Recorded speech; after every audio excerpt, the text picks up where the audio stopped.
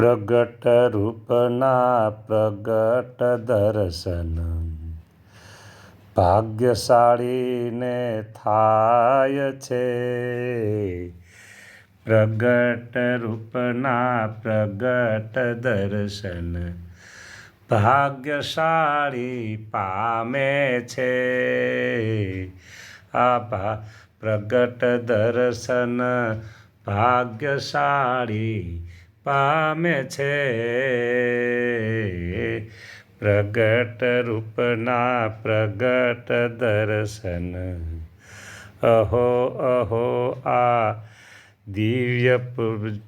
દિવ્ય પૂજાના દર્શન કરીને દિવ્ય બની જવાય છે. એ આપણે દિવ્ય બની